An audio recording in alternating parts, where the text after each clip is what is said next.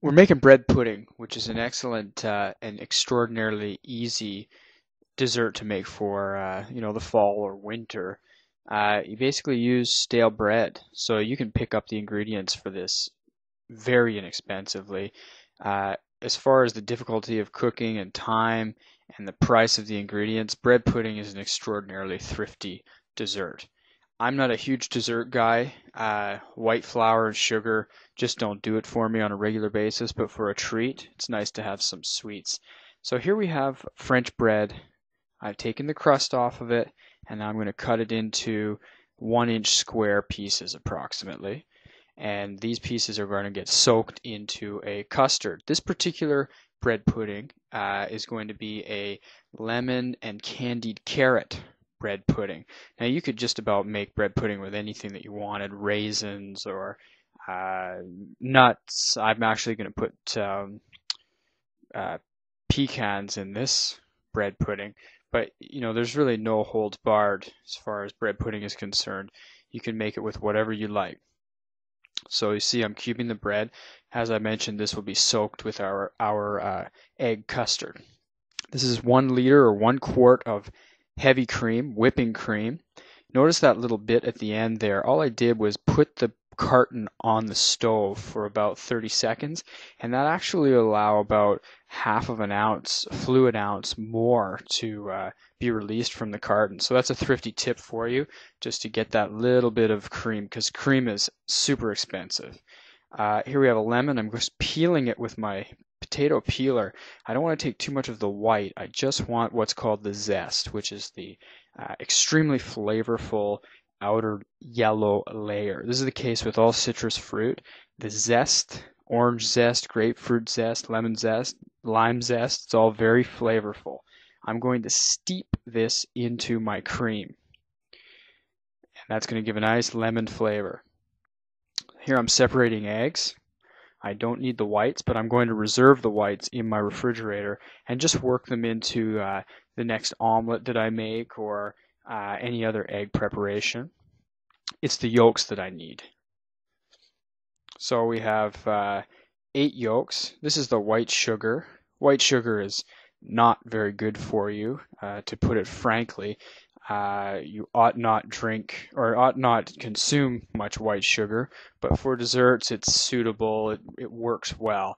I'm going to beat these egg yolks until they're very pale, totally one phase. You have to be careful with egg yolks. A lot of people don't beat them as far as they need to be beaten, and there's little bits of membrane and other parts that you don't want in there. You want everything beaten into one phase. So be thorough. You'll notice that the egg yolk will actually become more voluminous.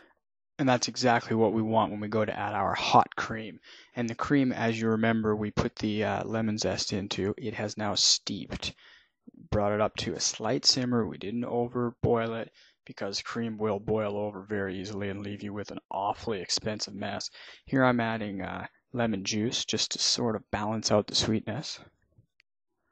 And then I'm going to begin to add this hot cream to my eggs slowly. If you add it too quickly, you wind up with scrambled eggs and everything goes in the garbage basically. So little by little you do what is called temper the eggs. So I'm tempering my eggs, and then this mixture is going to be strained into my bread, all of the bread cubes that we cut earlier.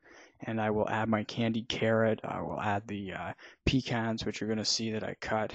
And I want to really mush it together, make it into one phase. I don't want any dry bread pieces in there because it's not going to work out well. That's the carrot. The way you make candied carrot is make a sugar syrup, grate carrot into it, steep some cardamom pods and a little bit of ginger into it, and we'll be displaying a video on this down the road, so you'll be able to see more specifically there. Here's the pecans. I'm cutting them very finely, and I'll add them into the bread and really mush it together. I want it to be one phase. Butter your cake trays. If you don't butter them, you will not get the cake out. And you'll basically waste the thing, or you'll make it more difficult for yourself. Notice how the bread is turned into more of a mixture. No more dried bread whatsoever. Pack it in there really well. We don't want any air pockets, so that when you cut it, you'll have a nice profile. It'll be like a piece of cake, even though you didn't have to screw around with any baking powder or anything. I'm cooking this in a water bath, so I put my cake pans inside a cookie tray and then add a little bit of water. It's going to help maintain a consistent temperature. It'll prevent scorching, and it'll add a little bit of steam inside the oven, which helps. This is apricot jam. I've heated it up on the stove, and I'm just going to coat the top of the cakes or the bread puddings with that.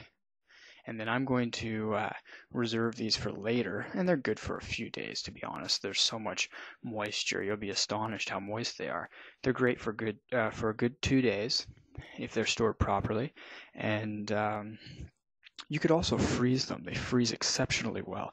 This is really a no-brainer of a thrifty dessert. You can't beat it. I mean, the stale bread is, they can't give it away at the bake shop, so take advantage of that stale bread and put it to use. You can even make savory bread puddings if you'd like, with different ingredients as opposed to sweet ingredients. Excellent product. You can astonish your friends and family. Notice and pay close attention to how I wrap it up to be stored, because as I mentioned, I'm not using this right away, so I stick those toothpicks in there, and they're going to act as little tent poles for my plastic wrap, so that the plastic wrap doesn't stick onto the cake.